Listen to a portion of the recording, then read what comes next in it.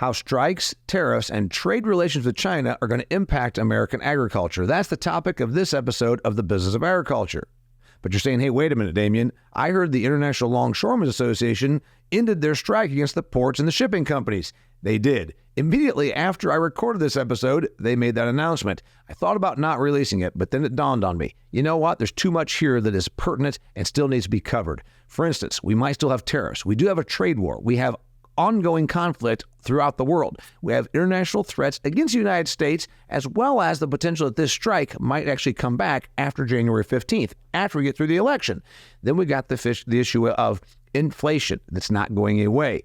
I think there's too much important information and also historical comparison in this episode not to release it. So yes, I know that the strike is called off at least until January of 2025. That's why I'm going ahead with this episode. Please enjoy this episode of The Business of Agriculture. Hey, Damian Mason here with a question before we hop into this episode of The Business of Agriculture. If you farm for a living, you employ a lot of amazing technology, from your inputs that you put into the soil to the tractor that you sit in, your combine, and the amazing data that it harvests. But has your soil analytics kept up technologically with everything else in your farming operation? I would venture to say that no, it is not. Sure, you check for your nitrogen, your phosphorus, your potassium, your micronutrients as well. But what about disease pressure? Do you know what diseases and what pests you're going to face next year? No, you don't. But you can now figure that out with Pattern Ag's predictive analytics. Think about it. They can tell you now with testing what the likelihood of facing nasty diseases, things like cyst nematode or sudden death syndrome, what the likelihood of you having this in your field, then you know how to prepare, how to treat, and where to invest your money. It's using technology to make you bigger yields and therefore make you bigger money. Go to www.pattern.ag to learn more. They are pioneering the way in predictive agronomy.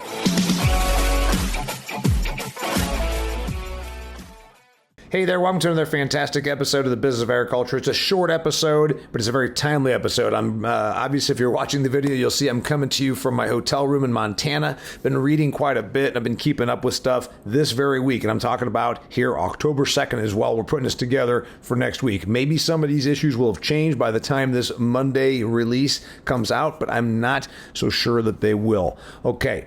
In a nutshell, we've got four big topics that all of a sudden the proverbial you-know-what is hitting the fan and is going to impact our industry probably more even than other industries or consumers here in the United States, depending on sector.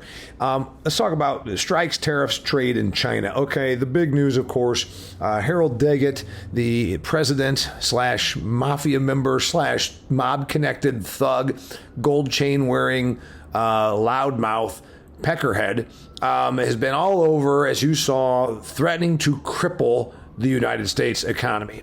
The fact that he seems to take great pride in this threat is frightening. But I want to point out that this harms every American, but particularly it's going to harm those at the lower end, just like inflation always does. And we'll get to that because this is very inflationary. The strike at the ports is going to be very inflationary. Let's just get to that right now.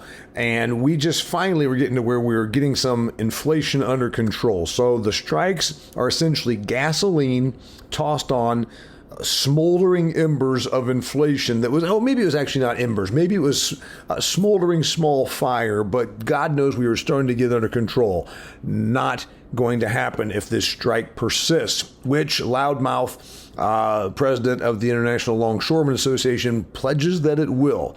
In fact, he said, if you use Taft-Hartley, which is old legislation to break strikes, if you will, to force workers, if it's a international commerce or a national defense issue.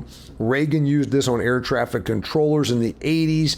My father was a railroader. There was this big thing in the 80s, and you're going to go back when the freight carriers, rail, talked about their desire to strike for better benefits, and it was pretty well determined that the United States government would not allow them to do that. It would force them back to work. When proposed with that scenario, President loudmouth Daggett of the International Longshoremen Association pledged that if they were forced back to work, it was only going to be for 90 days, and they would just sit on their hands and not actually unload cargo. So in other words, he's saying, you can force us back onto the job, we will not do the job. This is incredibly inflationary and long-term could be very bad for something we were just starting to get under control. Why? Because first off, inflation tends to hurt agriculture pretty badly. Look at what we've done here. On the food front, Americans are paying 25 to 40% more for food in general. That's if you believe the press clippings. I don't. I believe it's actually more in that 40 to 50% range because remember, the government commonly sorts out and ciphers out certain categories they don't count. Why does this hurt agriculture? Because then consumers trade down. Just when we were finally getting to a point where consumers were accepting these price increases and still buying their butter and going to expensive options, steak and meat, beef seems to be still holding up, but we're starting to see some real softening on this front. This is bad for agriculture because it means we have to then go back down to trade down and consumers buying cheaper stuff. This could be bad. This can also be bad because the consumer is going to be faced with, for instance, imported food goods. And you've seen here in the Business of Agriculture, had John Newton on, the economist, a friend of the show. We talked about how 3 of the last 4 years, I think it was, that we have seen a trade imbalance in agriculture. Normally, historically, American agriculture sold more agricultural goods overseas than we brought in. That has changed of late. Why? Because commodity prices have come down. So all of a sudden, we're doing it on a dollars to dollars basis. $4 corn instead of $7 corn. It means that our balance, goes down. Soybeans we sell a lot of. Well, they're selling at $9 or $10 a bushel the last year or so, as opposed to $13. Also, we're importing a lot of things: wine, produce, coffee. Expensive coffee, things that we can't produce here in the United States. Of course, there are some things we can produce in the United States that we're also importing. And that's where this strike is going to cause us some issues. Let's talk about things like asparagus. Produce coming from South America might now try and catch rail. Some of it, I even read articles that we're going to be putting it on planes. That's right. So this time of year, we're recording this in October, we're pretty well done, obviously, getting asparagus out of our own fields, at least in places like Michigan or whatever. So, Toronto, Canada, where what we're talking about now is these products are going to be flown in. So flown in asparagus puts a hell of a lot of cost on it when it used to be transported. This is going to be the case for a lot of stuff. And then also you're going to be the spoilage. It's not just going to cost more. That which was en route here may not get unloaded. Well, how long does produce, how long does citrus, name the product that is going to sit until it spoils if this strike goes on, as it is being threatened to do? Let's talk about the inflationary pressure that we face, meaning the production side of agriculture. We just got through this. We just got through it with the whole pandemic. Economies shut down. China's manufacturing sector is slowed, if not shut down. A bunch of our crap that comes from overseas, and I'm not calling it crap, I mean it's our inputs, the stuff we put on our fields to make our crops grow. All of a sudden, it was not coming here. What did we face? We faced, as you might well remember, a tremendous amount of uncertainty and also price escalation, things like fertility and crop inputs. We could be spiking that again. Now, it's fall, so in general, we don't need this stuff until winter, spring, but that's not necessarily true because the warehouses and the retailers want to have stuff on hand. Larger scale farmers sometimes have learned they can buy and hold some certain things if they buy it ahead of time. This again creates fear, it creates uncertainty, and it creates inflation. So this strike situation, if it should go on, and if loudmouth, and as you might have noticed, I'm not a big fan of this because these tactics, while I certainly can play hardball, then we all have to sometimes when we run our business, is fighting something that is inevitable. There's the wage increases they want, and in general, a wage that a port worker makes is $90,000, but then with overtime and medical and benefits tossed in, you're talking $150,000. These people make tremendous amount of money for a very propped up mob-backed union arrangement that these ports have had to give into for years. You want a little history on this? 70 years ago, a movie came out with Marlon Brando called On the Waterfront. It's about the same thing, about the heavy hand that the mobsters have in controlling what happens and who is allowed to work and what happens with workmen on the docks. 70 years ago. Hasn't changed. Anyway, point is, this is very inflationary. It creates uncertainty. It's bad for agriculture because we are an export economy in production agriculture. We're also an import economy for those things that our consumers eat at the store that they can't get from us this time of year. For those things they get all year round, they can't get from us ever, coffee, for instance. And then, of course, for the stuff that we need to make our business go. What about parts? I just spoke to the Montana Equipment Dealers Association. Literally, just walked off stage just recently here, and they're talking about what if we can't get some of the stuff that we require to run our dealerships. This is going to be an issue, and it might be bad. It looks like it's being done in a political time here to actually achieve political outcomes, and that might end up also being bad for a lot of reasons. Okay, so that's the biggest one. It's the most timely. It's timeliest with something that also is coming into play: tariffs. So remember, we're talking about strikes, tariffs, trade, and China. Strikes being the biggest one. Before I go any further, I want to remind you about my friends over at Redox. Redox is a 30-year-old company, started out in specialty crop, moved into turf, moving increasingly to broadacre. We're talking about bionutrients that you can put into your mix. You can use this in your fields to get better soil activity, to make your soil balanced. That's right. The negatives, the positives. We're talking about technology that is not just more chemistry. In fact, it reduces the need for chemistry and for synthetic fertilizers. This is where the world is going. We're talking about more sustainability. We're talking about a better environmental story. Why would you not want to hop on this? Of course, you should hop on it. Go to redoxgrows/Midwest, Redox, R-E-D-O-X, redoxgrows/Midwest to learn more about what Redox can do for you in your fields. Okay, talking about some things that are pretty big disruptions are going to be a problem for our industry here, and particularly in North American agriculture, because that's where many of my followers are, the bulk of my followers are. I do appreciate, by the way, when I pull up the data about where my listeners are. We've got someone in Bangladesh that listens to me, or Sri Lanka, European countries. I really appreciate that you're out there. But in general, I have mostly a North American audience. Thank you very much. Starting year 8 now with the Business of Agriculture show, and I really appreciate it. By the way, I want you to check out my YouTube channel. It's very easy. Just go in there and hit subscribe. Damian Mason YouTube channel. It's free. I'm putting out more and more commentary, and I just really want to grow that because I've never devoted any energy to it. So I'm going to do more of that. Strikes. Now let's talk about tariffs. The end of September, the 27th of September, tariffs were supposed to go into effect. Remember all the hell that Donald Trump got about creating an agricultural nightmare here in the United States in 2018 with the tariffs against China. It did create a lot of problem, and there were retaliatory tariffs then and trade embargoes, if you will, by China.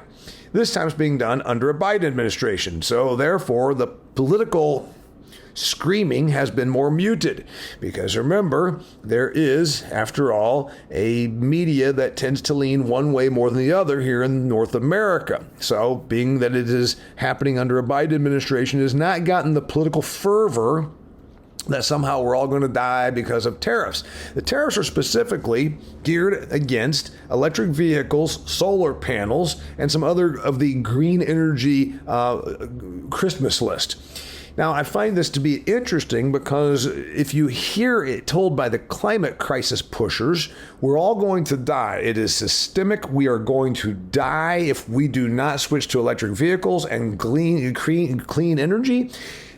But it's got to be American-made clean energy. So those electric vehicles are going to save us all from certain death, from climate crisis, if you will, but not Chinese electric vehicles, because those aren't, well, they're not made by United Auto Workers in particular.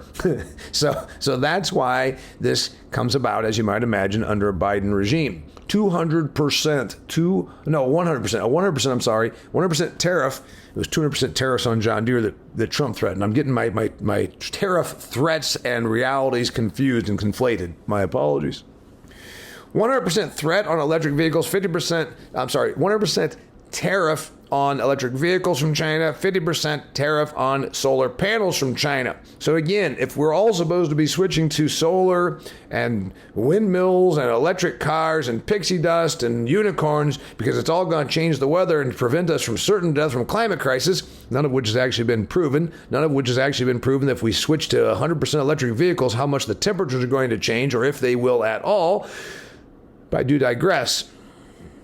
One should be skeptical of the claims being made that have been being made by companies and individuals that stand to make tremendous amounts of money off of pushing climate crisis. But the point is, if we are so convinced that we need to switch to solar and electric vehicles, solar power and electric vehicles to save the world, why is it that somehow those technologies from China, which are far ahead of ours, somehow are so evil they need to be taxed? Tariffs are taxes, after all. Well, it's because we're protecting the United States industry. We're trying to protect the budding industry of making solar panels, electric vehicles here, particularly, again, the UAW, which is interesting because they're still lagging way behind Tesla, which is not United Auto Workers, not unionized. Why does this matter to agriculture? Because when tariffs happened the last time in 2018-19, China's very first reaction was to ban the import of soybeans. And they went and found soybeans elsewhere. And obviously South America is only too happy to do the utmost they can in Brazil to just ramp up soybean production, thereby reducing demand for American soybeans. This is something that actually China has wanted to do long before the tariffs. They invented the Belt and Road Initiative in 2013, throwing billions of dollars at creating infrastructure in developing countries or even third world type countries where they then could go and extract the resources. Very much, as you've heard me say, economic colonialism. That was done in 2013. So they've been trying to wean themselves off of American soybeans forever.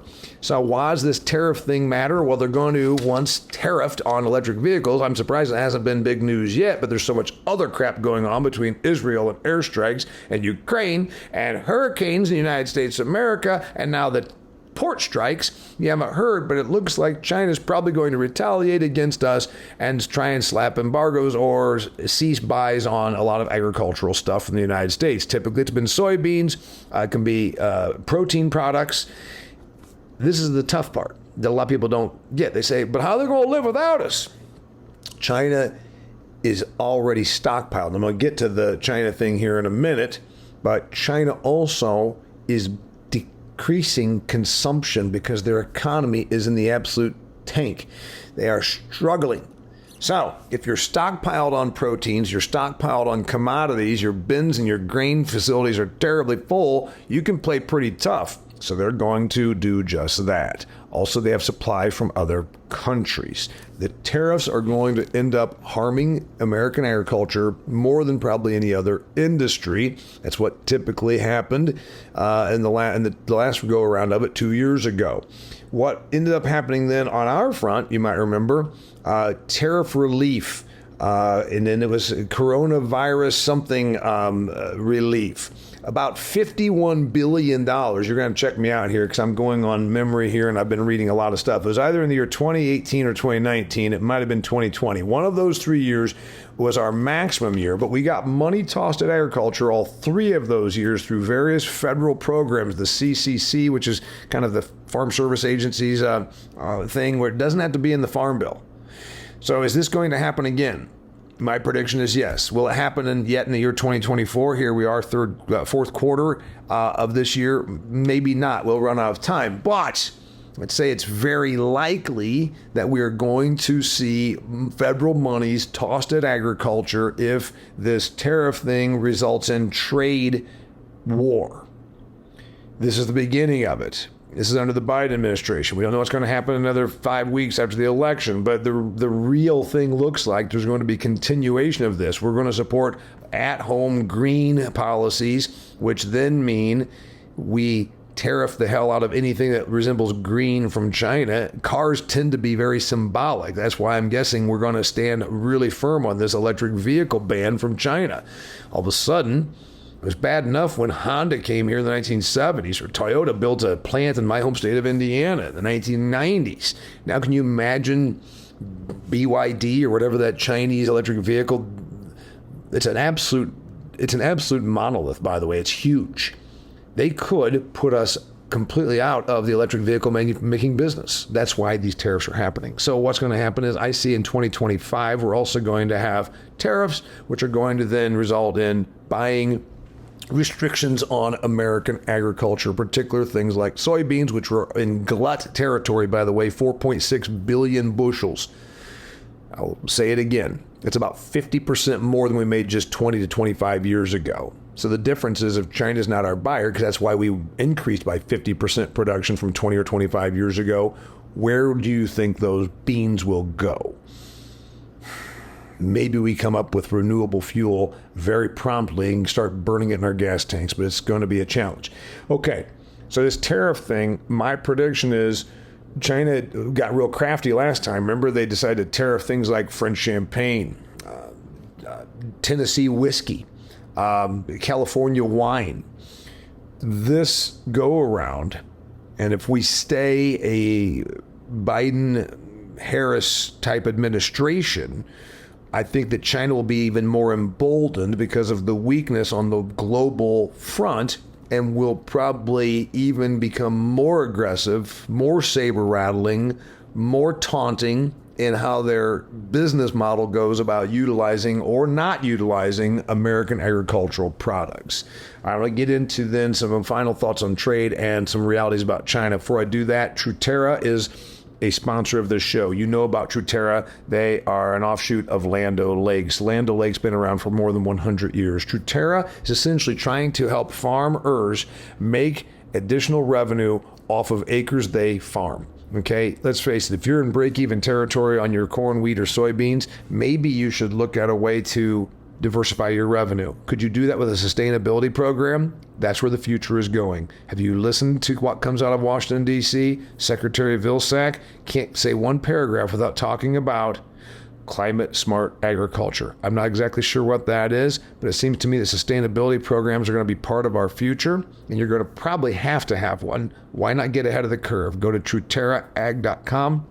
Go on their website, check it out. Maybe you can get signed up and you can make a few bucks per acre, and it's going to be additional revenue on a year that you could really use it.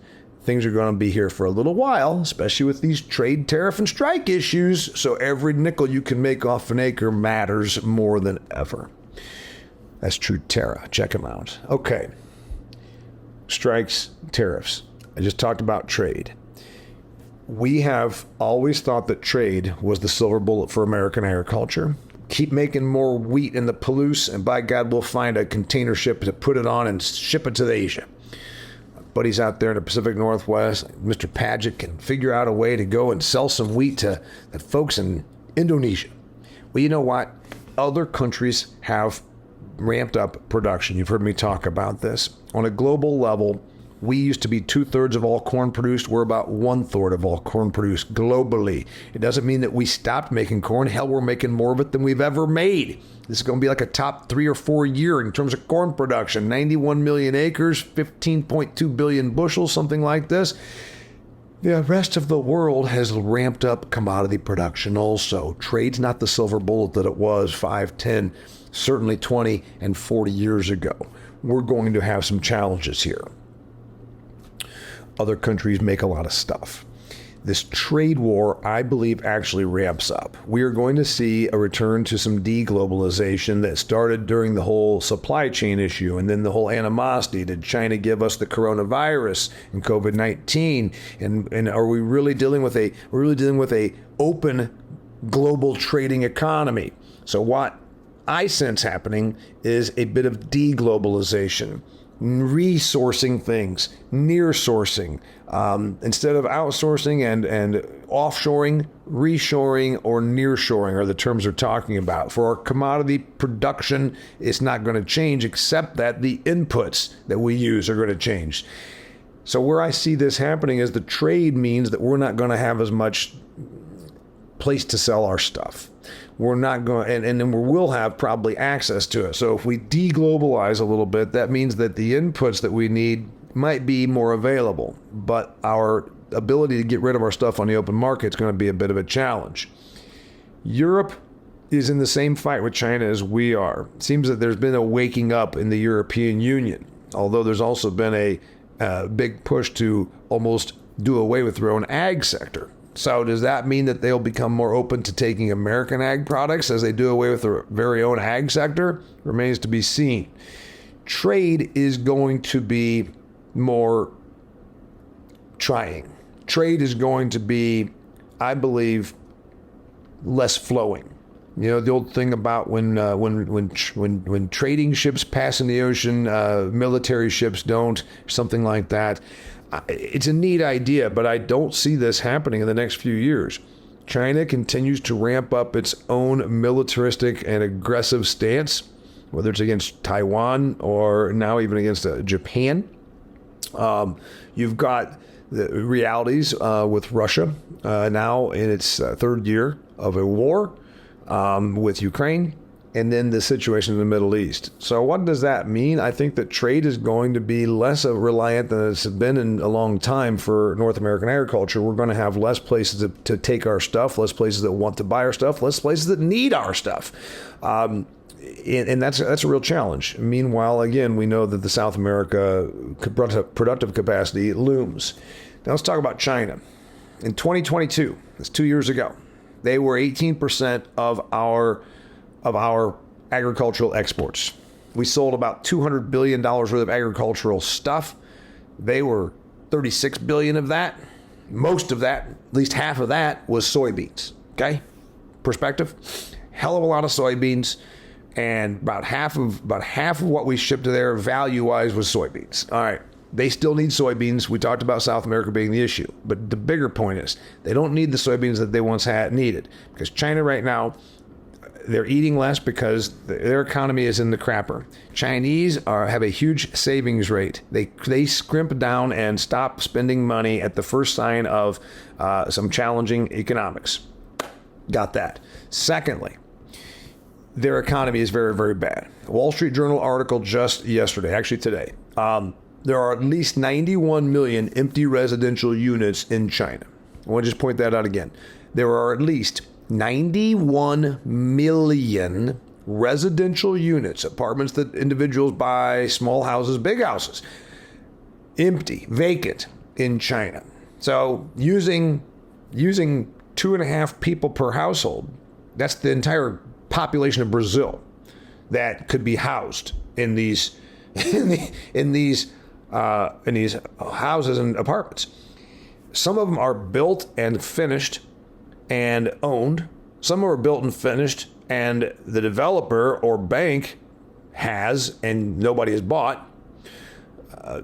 Many of them are owned, meaning by other Chinese. They're looking for somewhere to put their money a few years ago, so they bought other residential units because they needed something that they deemed it to be safe. Well, it's not very safe now because when you've got this much, some buildings are 25% vacant, which means you're going to end up having a tremendous amount of criminality. There's a push for the federal government, the Chinese Communist Party, if you will, to take ownership of all of these properties. Some of them are not finished.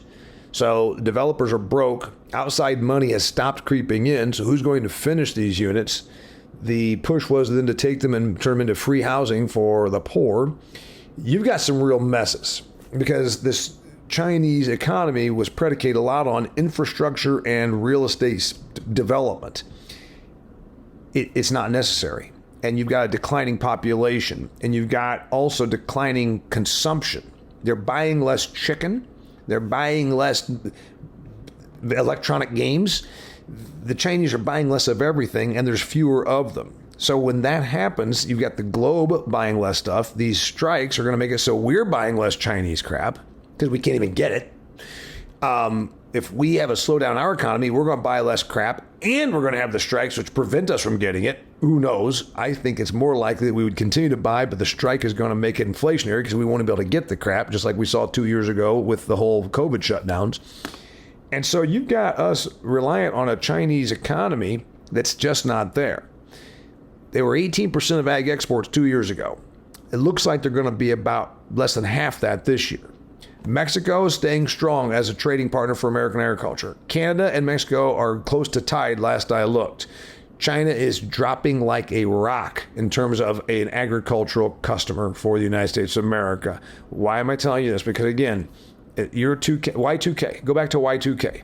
For some of us, it's not that long ago. For some of you, it's a long time ago. But 24 years ago, we produced 50% less soybeans, 50% less corn, and 50% less pork. Just using those three commodities in general, about 50% less, 40 to 50% less of each of those. We've ramped up production in less than 25 years. Why?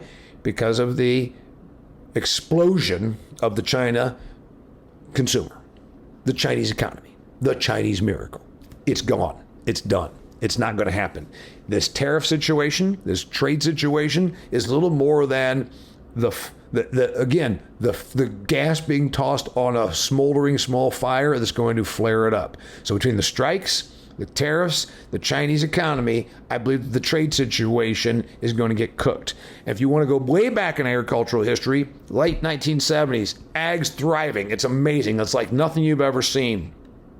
Then we got the Russian wheat embargo. We started having some trade spats. Other countries then stepped up to start making more agricultural commodities. While there was trade spats going on, we had huge high interest rates. We had a lot of leverage in American agriculture. And then all of a sudden we had the farm crisis. Am I predicting that? No, but I see some similarities.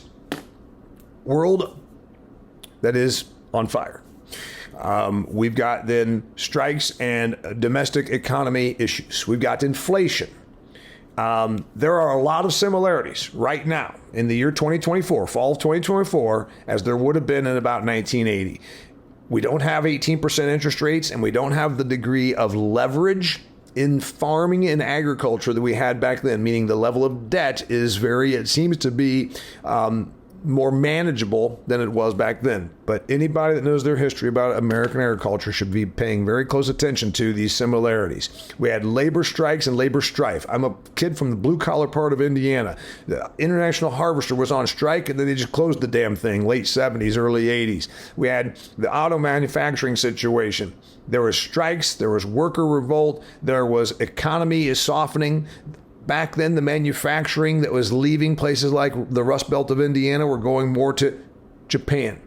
Well, China has become Japan. And you know what happened to Japan? They went to the shit.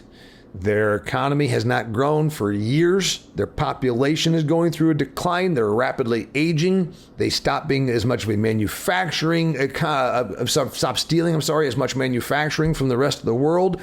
You could make some comparisons to what's going on in China today and what Japan looked like in the 80s. You can make some comparisons to what's looking like right now in the year 2024, labor strikes and strife. Political strife, the Carter situation, global strife, the Russian wheat embargo, the Iran hostages, took American hostages. 52 Americans were held hostage for more than a year in Iran. You've got some similarities with the Middle East, powder keg, the global strife and war and saber rattling, militaristic expansion of adversaries, China in particular. We had this back then with Russia. And you could make the case that in agriculture going into a downturn that could have unfortunately, some flame growth with gasoline being tossed on it.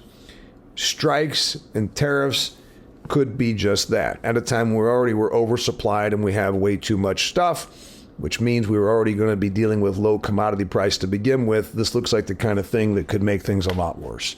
I'm not here to give you bad news because I want to bum you out. I'm here to tell you that some of us have seen certain aspects of this before. I'm going to be covering more about the farm economy in the next couple of weeks. I'm going to be talking about some more issues because I think this is very pertinent. We're going into a little bit of a tumultuous end of year, and we haven't been there for a while. 21, 22, and 23, record farm incomes, as you know. The United States ag sector has never done as well as it did in 21, 22, and 23. That's the biggest 3 years in the history of American agriculture. Now we've got some downturn. It's not time to run for the fire exits. It's time to just kind of look at this and say, good God, I've seen some of these aspects before.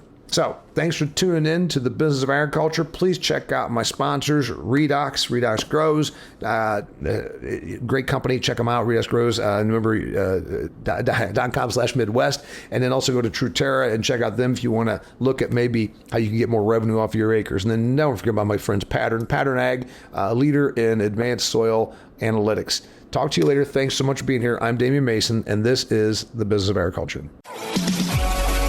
Well, that concludes another fantastic episode of the Business of Agriculture. This episode was brought to you by Pattern Ag. You know, everybody in agriculture understands the importance of soil health. We also keep an eye on our soil better than we ever did through advanced soil testing. But what if there was a company that provided predictive analytics, not just checking out nutrients and all the elements that are in there, but also could tell you the degree of risk you face with disease and pest pressure? That's right, Pattern Ag can do that. They actually can tell you, hey, you're going to have a real issue here. You can proactively treat for corn rootworm or cyst nematode or sudden death syndrome before the problem actually starts costing you yield. Go to pattern.ag, that's www.pattern.ag, to find the nearest rep that can help you start doing better for your soil.